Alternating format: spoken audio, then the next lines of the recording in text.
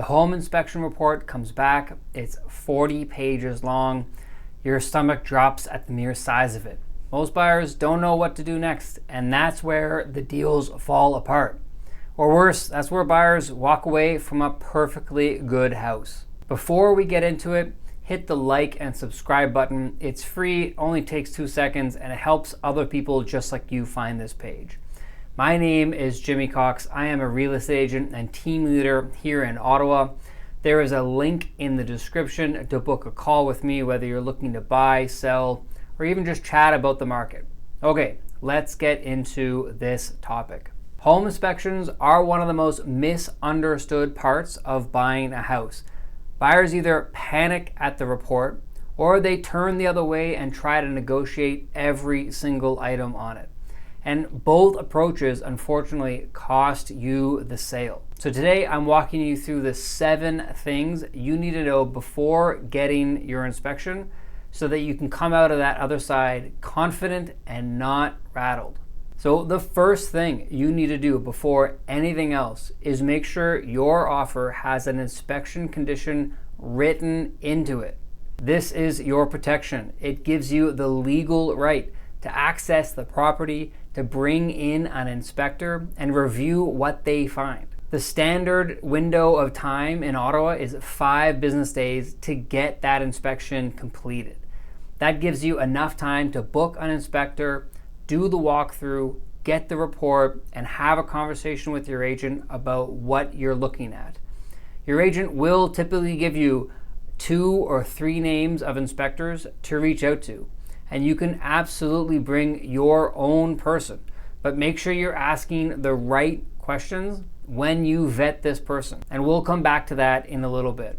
The inspection condition isn't just about finding problems about the house. It's about giving yourself the time and information to make a confident decision at one of the highest purchases that you're ever going to make. So make sure you have an inspection condition in your offer. Now, once the inspection is done and the report lands in your hands, well, it can be pretty jarring if you are not ready for it. A thorough inspector is going to document everything: minor caulking issues, small electrical items, old caulking around windows. It all goes in: minor, maintenance, and major. So when you start opening this large 30, 40 page report, don't panic immediately. The way I frame it to my clients is this. This is a home maintenance checklist. It's not a list of demands that you want to bring to the seller. Every home has issues. The question isn't whether there are issues with the home. There always are going to be a few. The question is whether any of them are serious enough to change your decision about it.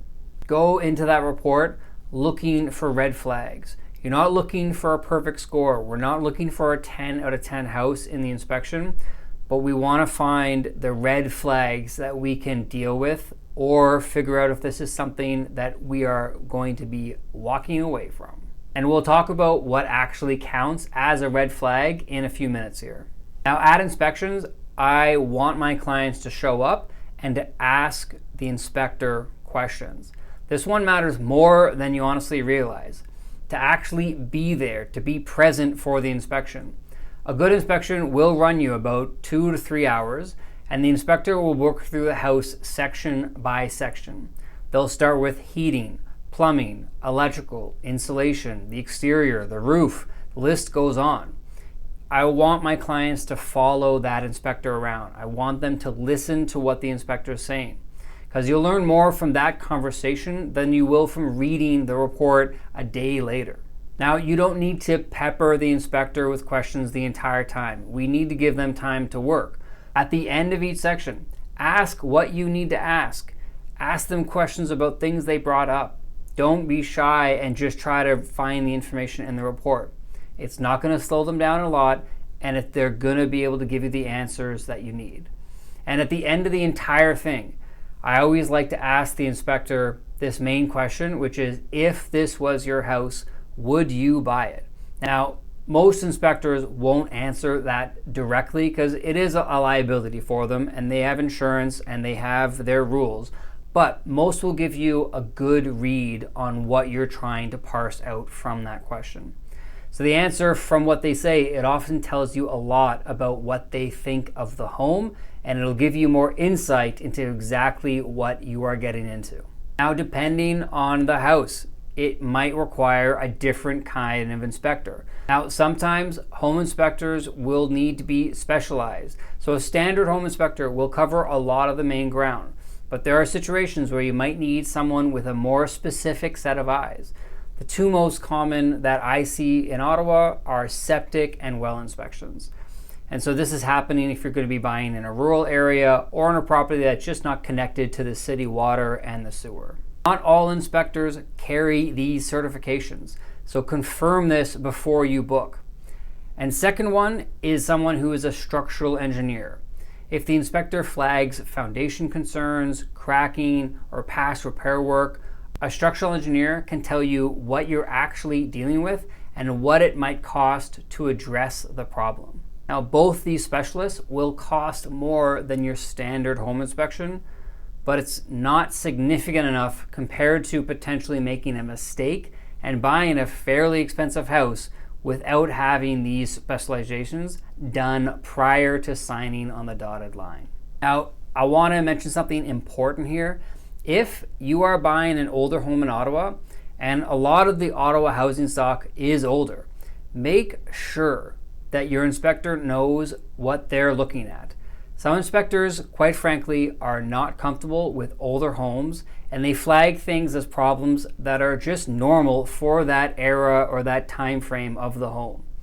You want to pick someone with experience across all different types of Ottawa housing stock, not just new builds, not just row homes and semis and detached homes that were built in the 60s, 70s, and 80s. You want someone who has experience all the way back with stone foundations and onward. It will make a big difference during your inspection and leave you with more confidence. Now, your realtor will be with you during the inspection, and your agent's job does not stop when the inspection condition is waived or assigned. In a lot of ways, this is where their value really comes through. So 2 things to rely on them. First is the inspection referrals. Your agent has done a lot of sales. They know which inspectors are thorough and which ones are alarmists, and they know which ones enjoy older homes versus only knowing newer homes. And that distinction matters. I've had clients bring in their own inspector, which is completely fine. But the inspector wasn't familiar with older homes, flagged everything as a problem, and scared my clients off on a house that, quite frankly, was perfectly solid. Because in the end, someone else bought it right after us for the exact same price we had offered. So the right inspector makes a big difference. Now, secondly, negotiation. Once the report is in, the conditional period can get pretty emotional because we are dealing with a pretty tight timeline. Buyers might want everything fixed that's in the report, and sometimes that is the right call to make, but a lot of the times it's not. So your agent should be helping you figure out what is worth asking for, how to frame that offer, and then what the seller is likely to accept in your counter. If you push too hard on the wrong things, you might risk the seller putting their feet down and saying they're not making any changes and leaving you decide whether you take it as is or you have to walk away. This is where we need to lean on your realtor to help you read this situation properly to avoid worst case outcomes. And not everything on an inspection report is worth negotiating for. And knowing the difference is what keeps deals together or which ones fall apart. I always tell my clients we want to focus on the big 6 items, starting from the bottom of the house and working our way up. So that includes the foundation, the HVAC, the electrical, the plumbing, the windows, and the roof. Those are your red flag big ticket items. And if any of those have serious issues, that is where your energy and time must be spent in your short 5-day conditional period.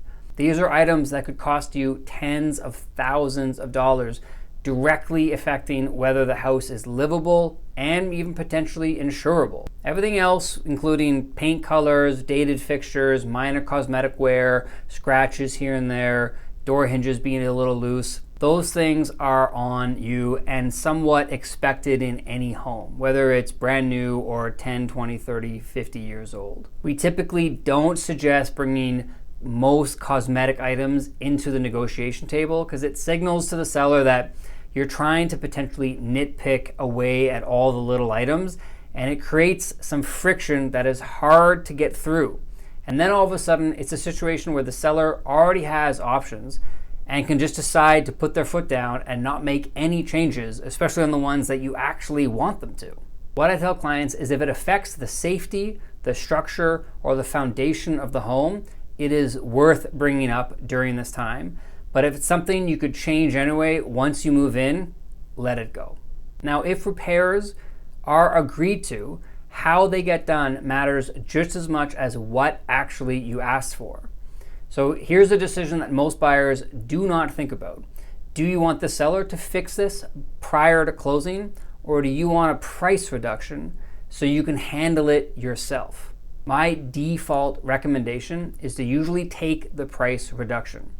When the seller is doing repairs and on the way out, they're picking whoever can get this job done the fastest and potentially the cheapest.